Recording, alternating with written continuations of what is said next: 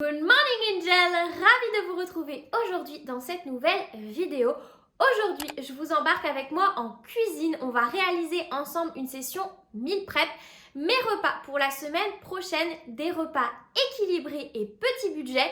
Je ne vous en dis pas plus et je vous embarque avec moi. Retour de marché la semaine prochaine. J'ai prévu de me faire des galettes de sarrasin, que j'ai achetées toutes faites sur le marché. En ce moment, je suis dans une passion galette. J'en ai aussi acheté la semaine dernière et là, j'en rachète cette semaine. Mais c'est hyper pratique, c'est rapide et facile à faire. Donc, la semaine prochaine, ça sera galettes de sarrasin. Et avec, je vais faire une fondue de poireaux. Fondue de poireaux classique. Là, je ne vais pas faire la fondue de poireaux légère que vous pouvez retrouver dans mon e-book. Tout simplement parce que j'ai de la crème fraîche à passer. Donc écoutez, je vais l'utiliser et on va faire une fondue de poireaux classique. Donc je vais aller laver et couper tout ça. Et avec, à côté de ma galette de sarrasin, j'ai prévu des petites crudités. Je suis trop contente. J'ai trouvé le premier concombre de l'année. Ça y est, mon petit producteur a des concombres et également de nouveau des radis. Ils sont de retour également depuis la semaine dernière, donc je suis trop contente. Donc je vais aller laver tout ça, ranger mes crudités et préparer mes poireaux pour la fondue de poireaux. J'ai détaillé mes poireaux, je vais les ajouter. Hop, parfait. La poêle, elle est bien chaude. J'en fais pas mal. Comme ça, s'il m'en reste fin de semaine, même si j'ai plus de galettes de sarrasin, c'est pas grave. Je me fais un petit peu de riz basmati, un œuf au plat, un peu de fondue de poireaux et ça me fait un repas facile et rapide. Je vais venir saisir quelques instants mes poireaux. J'ai lavé mes radis du coup. Hop, je les range là. Mon petit concombre, je le coupe pas pour éviter de perdre un maximum de vitamines et de minéraux. Alors, mes poireaux commencent à bien dorer là. Je sais pas si on va m'entendre avec le bruit. J'ai baissé le feu. Et je vais ajouter ma crème fraîche.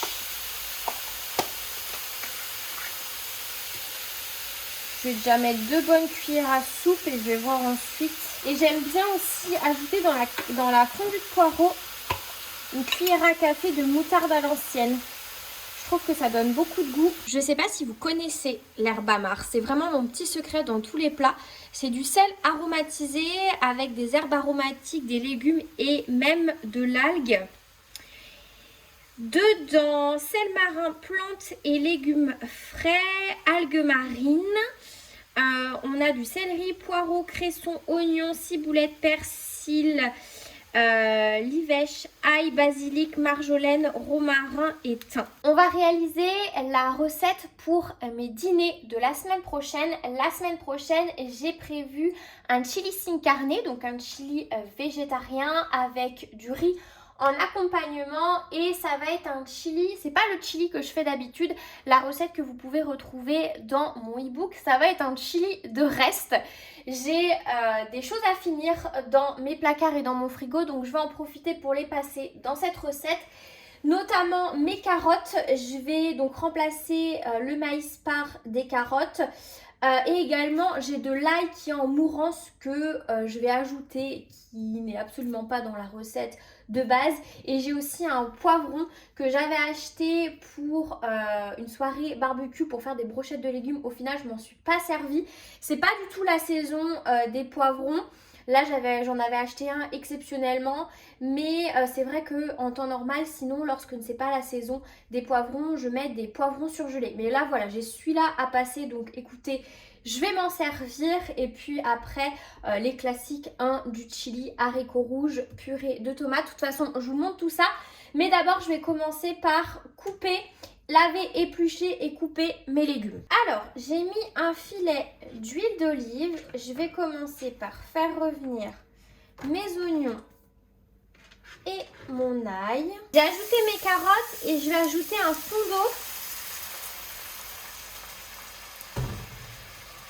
pour éviter que ça crame. Hop, je vais mettre sur feu moyen et je vais laisser les carottes cuire. Les carottes commencent à être bien fondantes. Je vais pouvoir ajouter mes poivrons. Je ne sais pas si vous le savez, mais les poivrons, c'est très riche en vitamine C. Alors là, étant donné qu'on les cuit et que notamment la vitamine C est très sensible à la chaleur, on va perdre cette vitamine, quasiment la perdre. Mais par contre, c'est un aliment qui est très intéressant à consommer cru. Après, il n'est pas toujours bien digéré par tout le monde. Donc, à vous de voir si c'est un aliment que vous digérez facilement, notamment quand il est cru. Mais c'est un aliment qui peut être pas mal à intégrer, notamment l'été, dans les salades, si vous voulez faire un peu le plein de vitamine C. Je vais ajouter tout de suite mes haricots rouges. Donc, c'est une boîte de conserve que j'ai rincée du coup pour retirer le sel de conservation. Je vais ajouter ma pulpe. Je ne sais pas si je vais tout mettre. Je vais ajouter, pour terminer, les épices. Donc ça, c'est un mélange d'épices spéciales chili que j'achète en magasin exotique. Je vais en mettre un tout petit peu parce que c'est très pimenté. Je vais mettre la blinde de paprika parce que ça, vraiment, j'adore. Je vais mettre aussi mon mélange d'herbes aromatiques avec du sel et du poivre à l'intérieur que je fais moi-même. Je vais déjà mettre ça, je vais goûter et je vais ajuster pour le sel et le poivre. J'ai rajouté de l'eau aussi, j'ai oublié de vous dire, j'ai ajouté de l'eau pour que ça puisse bien mijoter. Moi j'avoue que j'adore quand vraiment c'est fort en bouche, qu'on sent bien les épices. Et je vais laisser mon chili du coup mijoter une vingtaine de minutes. Et pendant ce temps-là, je vais en profiter pour faire cuire mon riz. Alors, je sais qu'il y en a qui ont toute une technique pour cuire le riz, qui le rincent, certains qui ont des cuiseurs à riz, etc. Moi, j'ai la flemme. Donc, hop, de l'eau, parfait. Je couvre à hauteur. Et c'est parti. Terminé pour les recettes salées. Donc la semaine prochaine pour mes déjeuners et dîners, ce sera chili sin carne et riz, ainsi que des galettes de sarrasin et des crudités. Là, on va passer aux recettes sucrées. Donc je vais faire une crème aux œufs, c'est une recette que je vous ai déjà partagée sur mes réseaux. Il me semble qu'elle est disponible en short ou sinon en réel dans tous les cas sur Instagram, ça c'est sûr. Donc là, j'ai fait bouillir. Enfin, je vais faire bouillir 35 centilitres de lait. Là, c'est du lait de soja. Et je vais mettre dans mon cul de poule 85 grammes de sucre. Moi, c'est du sucre vanillé. Je vais ajouter à mon sucre mes œufs. Donc, 4 œufs. La crème aux œufs, ce sera pour mes desserts la semaine prochaine. J'ai aussi de la compote de pommes en parallèle. C'est vrai que j'aime bien finir quand même les repas par une petite touche sucrée. Le lait est chaud, il commence à bouillir sur les côtés. Je vais l'incorporer petit à petit et je vais mélanger très vite pour pas que le lait cuise les œufs. Je vais venir écumer la préparation, donc venir retirer la mousse parce que c'est pas très bon sinon quand je vais cuire. Hop. Moi je m'embête pas, je la jette directement dans l'évier. Je sais pas si on voit ce que je fais. Ouais, vite fait. Bon, j'ai pas d'écumoire donc je fais ça à la cuillère. Là on va prendre deux plats. Donc un plat pour le four et un récipient qui va au four aussi du coup forcément, mais là pour la crème, du coup je vais verser en essayant de ne pas en mettre partout.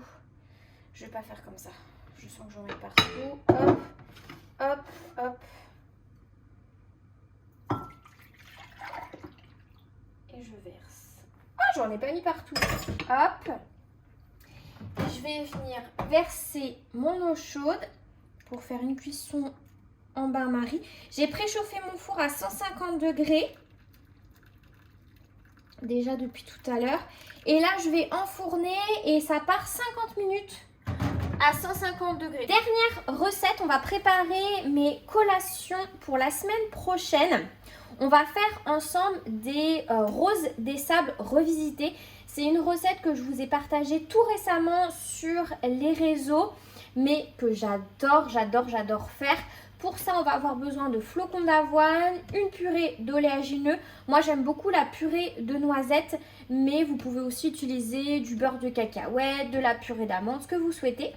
J'adore aussi rajouter des petites noisettes concassées, mais ça, c'est vraiment facultatif. Là, c'est en train de bouillir un peu trop fort. Je suis en train de faire fondre 100 g de chocolat noir 85 au bain-marie, du coup. Et on va mélanger tous les ingrédients et ça, on va former nos petites roses des sables. Ah oui, et je vais ajouter aussi de la fleur de sel. Si vous voulez vous défouler, venez avec moi en cuisine. Voilà, des noisettes concassées. Alors, on va ajouter à notre chocolat, du coup, 150 g de flocons d'avoine, 50 g de purée d'oléagineux. Je vais mettre mes noisettes. Je mets un peu au pif au niveau de la quantité, mais là, j'avais pesé, on a à peu près 80 g. Et un peu de fleur de sel. Hop. Au niveau de la texture, c'est pas comme des roses des sables classiques. Vu que l'avoine prend davantage l'humidité, ça a tendance à être un peu plus friable au niveau de la texture. Donc moi, ce que je vous conseille, c'est de tasser dans ce type de moule bien vos roses des sables. Comme ça va éviter qu'elles se délitent. Et honnêtement, ça se démoule très facilement. Alors moi, je l'ai déjà fait plusieurs fois. Ça se démoule très facilement et ça prend mieux au froid. Ça évite qu'elle soit trop friable. Et puis après, ça va partir au frais 2-3 heures. J'ai tout mis dans des tupperwares, ça se conserve hyper bien. Ces tupperwares, vous pouvez les retrouver chez Ikea. Et concernant du coup les petites roses des sables, je les ai démoulées. Du coup, ça donne ça. Vous voyez, ça se tient hyper bien et ça se démoule très facilement. Je les conserve dans une boîte à biscuits au réfrigérateur. Et la crème, j'en ai mangé un peu. Du coup, vous voyez, ça donne ça au niveau de la texture. C'est bien ferme. Et voilà, du coup, pour mes petits repas. C'est tout pour moi aujourd'hui. Comme d'habitude, j'espère que cette vidéo vous aura plu, qu'elle vous aura aidé et été utile. Moi, je vous retrouve dimanche prochain pour une nouvelle vidéo. Et en attendant, prenez soin de vous. Bye!